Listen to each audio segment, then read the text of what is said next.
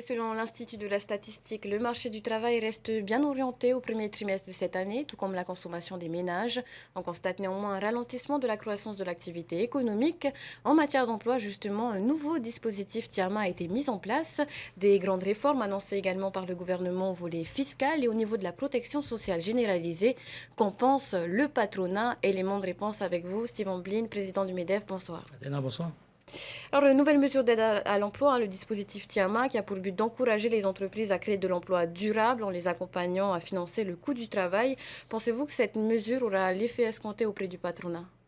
Alors c'est une aide qu'on ne peut pas évacuer ou qu'on va bien vouloir accepter. On ne peut que bien accueillir ce type d'aide financière. Après, on voit bien, notamment au travers du détail de ce qui nous est proposé, c'est qu'on vient forcer le CDI. Et c'est là où, en fait, on n'est pas tout à fait d'accord, parce que c'est la qualité de l'économie qui va faire que l'emploi va exploser. Donc nous, ce qu'on aimerait, c'est que le gouvernement aussi s'intéresse à relancer notre économie, l'économie polynésienne. Et ça passe par 4 points essentiels. C'est ce qu'on a communiqué auprès des différents ministres et du président. Le premier, c'est que le trésor de guerre qu'a le pays, 30 à 40 milliards, soit réinjecté au travers de la commande publique, au travers de grands travaux. Il faut créer du logement. Nous manquons de 500 logements à l'année pour nos jeunes. Également des grands travaux de transport. C'est lancé d'ailleurs, c'est annoncé de grands travaux sur les routes, notamment de Tahiti. Oui, alors des abribus, c'est également des pistes cyclables, mais ce n'est pas ça qui va relancer l'économie. Pour nous, ce n'est pas suffisant. On veut également et on souhaite que l'administration soit modernisée, parce que l'entrepreneur aujourd'hui, il est bloqué par des procédures, comme vous le savez. La troisième chose, c'est qu'il faut s'occuper du social. Vous avez vu ce qui s'est passé à Nouméa, où c'est le social qui va mettre l'économie à genoux. Et on ne veut pas, bien entendu, que ça arrive ici. Donc il faut des aides directes aux petites gens. Et au niveau, enfin, de la CPS, on connaît la situation de la PSG. Pour nous, il nous paraît évident que la taxe sociale soit remise en place, parce que sinon, demain, ce sont nos grands-parents qui ne pourront plus être soignés, ou tout simplement nos malades, et puis pour les retraites. Alors justement, pour pallier à la suppression de la TVA sociale, la fameuse contribution pour la solidarité, des réformes annoncées au niveau de la PSG, désormais, tous les patentés devront notamment s'affilier au régime des non-salariés, y compris ceux qui cumulent patente et salaire. Une réforme présentée comme plus équitable par le gouvernement. Est-ce que c'est aussi votre avis? Oui, c'est-à-dire qu'avec la réforme de Mercadal, on vient faire payer tout le monde, notamment ceux qui ont beaucoup de revenus. Donc ça, c'est plutôt juste. Après, j'ai eu l'occasion, avec mon bureau, de m'ouvrir au ministre. Le problème, c'est que son budget reste malgré tout serré.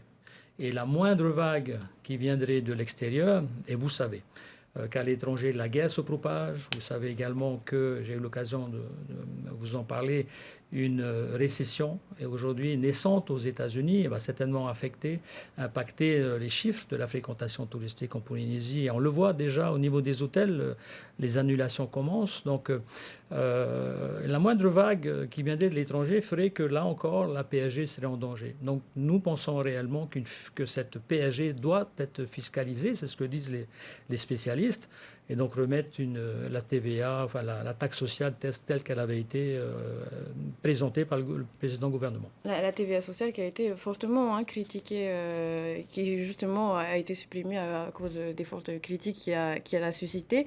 Vous pensez que ça ne demande pas du courage politique de remettre en place cette taxe? J'ai eu l'occasion de le dire au président et à ses ministres, s'ils étaient d'accord avec nous sur ce que nous voyons arriver, on arrêterait de se disputer.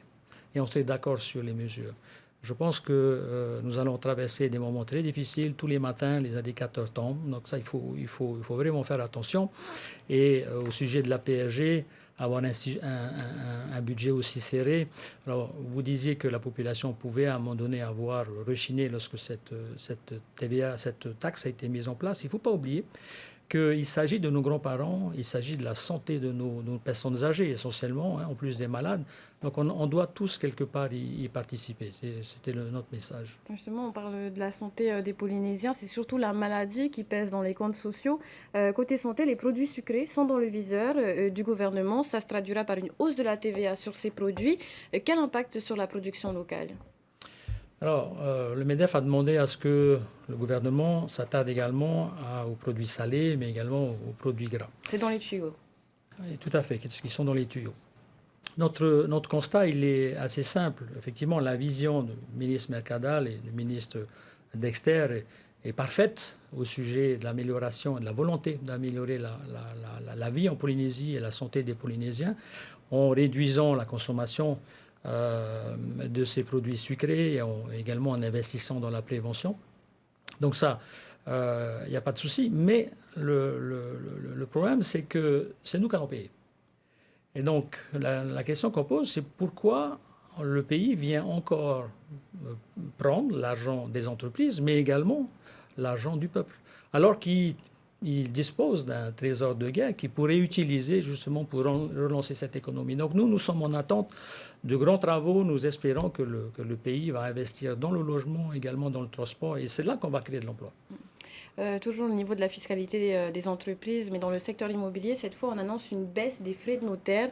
Pensez-vous que cela incitera davantage les Polynésiens à acheter? Oui, si vous baissez le coût, forcément, ça va inciter les gens à investir. On va espérer également que le taux des banques puisse baisser notamment. Après, il ne faut pas oublier la raison pour laquelle les prix sont aussi élevés, c'est que nous manquons de logements. Il y a à peu près 500 logements, 500 couples, 500 demandeurs de logements qui aujourd'hui ne trouvent pas chaque année, qui ne trouvent pas de quoi se loger. Donc il faut investir dans le logement, il faut que l'OPH construise plus de logements.